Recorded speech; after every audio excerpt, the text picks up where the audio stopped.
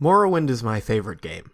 I think it's fantastic in almost every regard, and it has a sterling reputation among RPG fans. But it's also a game a lot of people struggle to get into. Between obtuse mechanics, painfully slow movement speed, and some seriously bad tutorializing, the first 15 or so minutes of Morrowind turn people away like nobody's business. Some might call this filtering the casuals, but I'm big enough to admit it's just a weird game. From an era when the only people really playing Western RPGs were the diehards who were already accustomed to stuff like this. So this video will serve as a relatively brief, step-by-step guide to the opening hours of Morrowind and its most important mechanics, to help anyone looking to try it get off on the right foot with a strong character position to explore any of the various quest lines available early on. There are some guides out there already, but many of them are several years old and a bit outdated at this point, and a lot rely on teaching the player exploits that break the game's balance. So here's my version, designed with plenty of specific tips, but which should leave you enough freedom to make your own way.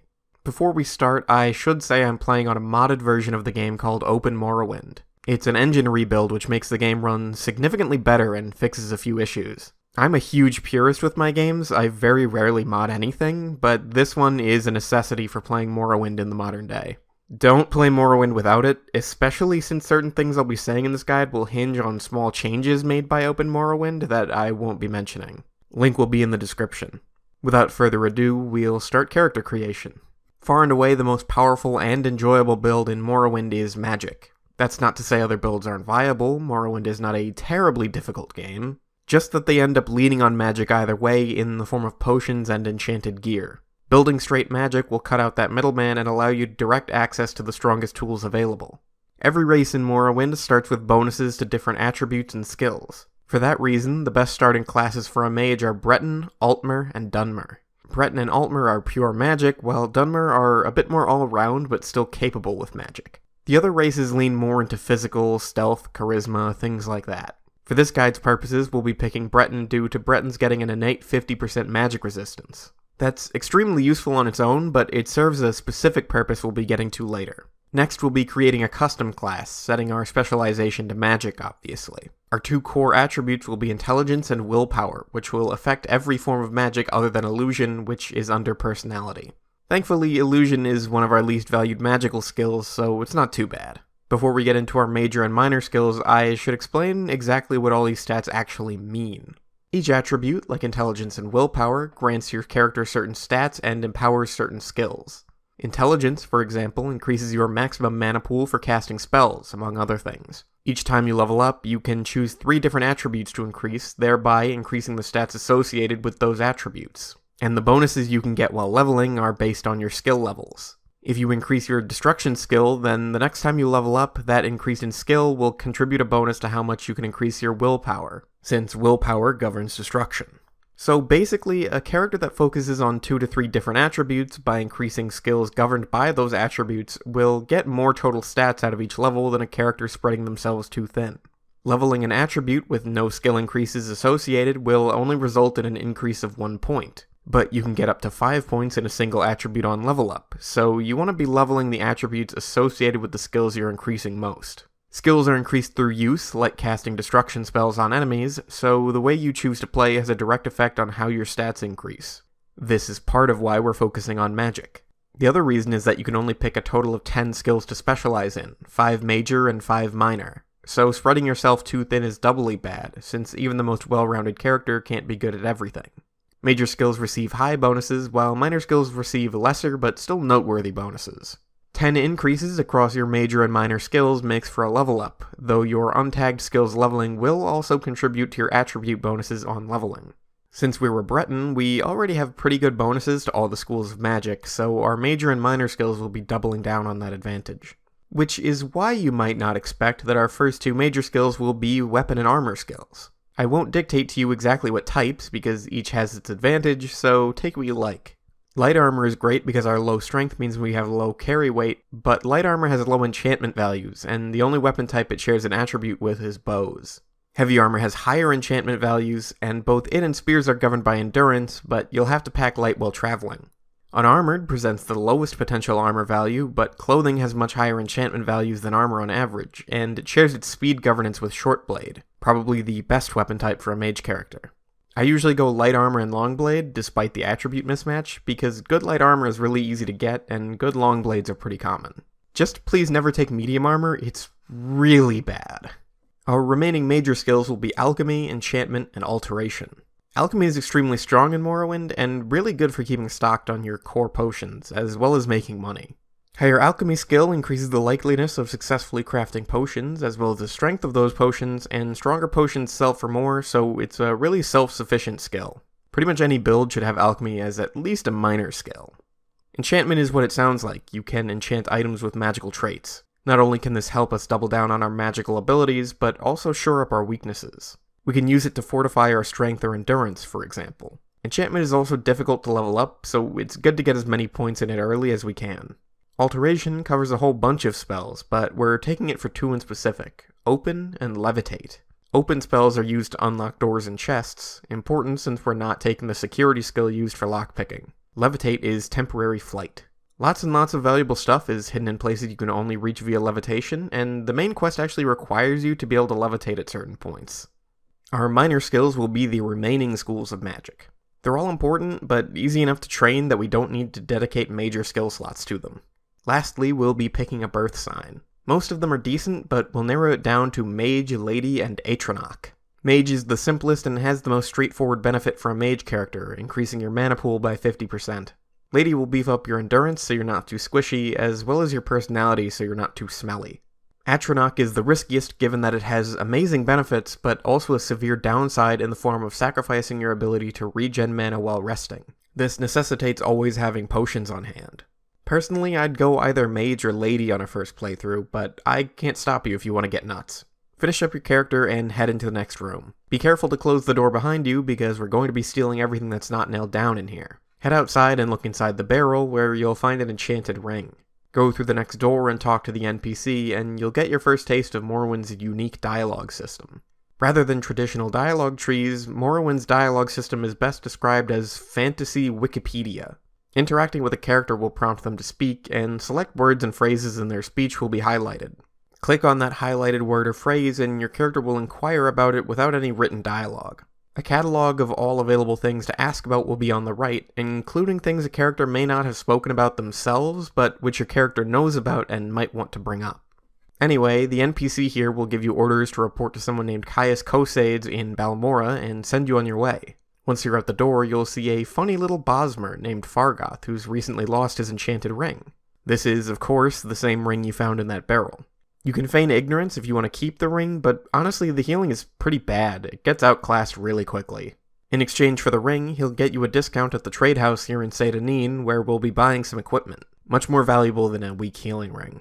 There is a short quest you can get in the upstairs of the trade house which lets you steal the ring back along with a bit of money, but I usually don't bother. Head inside the trade house, talk to the vendor, and pawn off all that garbage you stole from the character creation area. Every character in Morrowind has a disposition stat, which affects how they treat you, and more importantly, how much they'll buy and sell items for. Giving Fargoth his ring will increase Ariel the vendor's disposition toward you, meaning better prices. Which is valuable since we have few, if any, bonuses in personality, speechcraft, or barter. The only guaranteed way to increase an NPC's disposition is through bribing them, and we don't quite have the money for that yet.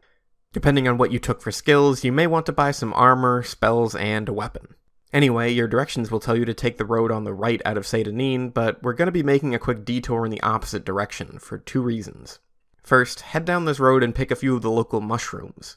You'll want each of the following: Luminous Rasula, Violet Coprinus, Bungler's Bane, and Hypha Fascia. This will be for a quest coming up soon, and you don't want to have to mosey back to Sedanin to pick these up. Second, keep walking until you hear some weird screaming. Wait a moment, and you'll see a well-dressed Bosmer drop from the sky, break his legs, and instantly die. Read his journal and check out his scrolls if you want a good laugh while you figure out what the hell just happened. Anyway, loot this innocent dead man's corpse, and you'll get an extravagant robe and an enchanted longsword. Extravagant robes are second only to exquisite robes in terms of enchantment potential, so it's nice to grab one for free. And if you took Longblade, his Iron Spark Sword will be very useful. Now that we're out and about, here's a key component of combat that you'll need to keep in mind. Your chance to hit is determined largely by how much stamina you have, or fatigue as the game calls it. You can have the highest blade skill in the world, but it won't matter if your fatigue is at 0, you'll be missing anyway. And you've likely already noticed by now that your fatigue, indicated by that little green bar in the corner, drains just from running around. So the key is you'll want to carry around plenty of restore fatigue potions at all times in case a fight breaks out as you run from place to place. Similarly, if you're not in combat, you can hit T to enter the rest menu. Rest for an hour and all your fatigue will be back, which is very helpful if you see an enemy down the road or you're about to enter a bandit cave but happen to be out of fatigue. Your amount of fatigue and mana also influence your spellcasting chance, by the way. Also, make sure to enable always use strongest attack in the escape menu. Oh, and you can press Q to auto walk if you're lazy like me. With all that out of the way, it's time to get going to Balmora. Morrowind is a game with a lot of walking. It's best to get used to it now instead of delaying it. More importantly, running everywhere will train your athletics skill, which increases your movement speed. Plus, we have more plants to gather on our way to Balmora. Just follow the road signs and you'll get there no trouble, barring a rat or bug that might get in your way. By the sides of the road, you'll see some flowers growing, and you'll want to pick up one of each of the following: gold cannet, stoneflower petals, willow anther, and heather. This is for the same quest as those mushrooms, and again, much easier to grab them now than have to come back. Arriving in Balmora, you'll be surrounded by a number of shops, so feel free to check them out. They span pretty much the entire west side of town. Now we're going to get back on track and find Caius. Apparently someone at the South Wall Corner Club knows where his house is. The Corner Club is located on the other side of the river, unsurprisingly along the south wall. The person you want to ask about Caius is upstairs, but first, head inside and talk to Sugarlips Habasi. The Corner Club serves as Balmora's Thieves Guild, so we might as well join and get our first quest while we're here. The guy upstairs tells you Caius lives in the corner of town, so head back out the front door, up the stairs to your right, and straight down the path until you get to Caius's house. You'll find him inside, wearing no shirt for some reason. As you go through his dialogue, he'll tell you 3 main things. First, you should join up with a local guild, other than the Thieves Guild, so you can get some experience. Second, he'll name you a bunch of trainers around town who you can pay to level up your skills. Third, as for his actual orders, now that he's your boss, he'll tell you to meet with Hasfat and Tabalus in the Fighters Guild Hall. So we're being pretty heavily directed toward the guild side of town, where the mages and fighters guilds are next door to one another. Before heading into the Fighters Guild for the main quest, head into the Mages Guild and join up by talking to the first person you see. She's not ready to give you orders yet though, and will tell you to ask Ajira the Alchemist downstairs for some more minor tasks. Grab everything out of the supply chest and head on down. Ajira's first quest is to gather the mushrooms we've collected, so hand them over. Her second quest is to place a fake soul gem in the desk of the local enchanter, Galbadir, who works on the top floor. The third is to hand over those flowers we collected. The fourth is to get her a ceramic bowl. And the fifth is to find her missing reports, which Galbadir steals while you're missing and hides in a couple spots around the guild hall. Find them and give them back to Ajira, and she should have a maxed out or nearly maxed out disposition meter, as well as no more quests for you. Feel free to talk to the guild steward again and get all the guild advancements you've earned and get your next mage quest from her. But more importantly, we have a trip to make. This is going to be the most out of the way and specific part of the guide, so feel free not to take it. It'll get you some powerful stuff, but also has the potential to break the level curve pretty hard, so be wary. Alternative options will be presented as we go. In the same room as Ajira is the local teleport guide, who can send you to any other Mages Guild location for a small fee. Take a trip to Caldera, the town immediately north of Balmora. At the top of this spiral staircase in the Caldera Mages Guild, you'll find a master set of alchemy equipment free for the stealing. Master equipment is second only to Grandmaster equipment, so this is really good to get early. If you choose to skip this step, you can just buy a cheaper set from Nalcaria, the alchemy vendor in Balmora. She's in the corner of town opposite the Corner Club. Next, we'll be heading a bit down the road northwest of Caldera until we meet an NPC named Pemeni. Pemeni wants an escort to a village called Narmak, which isn't too far from here. The reward for this quest is an item called the Boots of Blinding Speed. The upside of these boots is that they make you ridiculously fast, cutting down travel time significantly, which I know from experience helps a lot when getting into this game.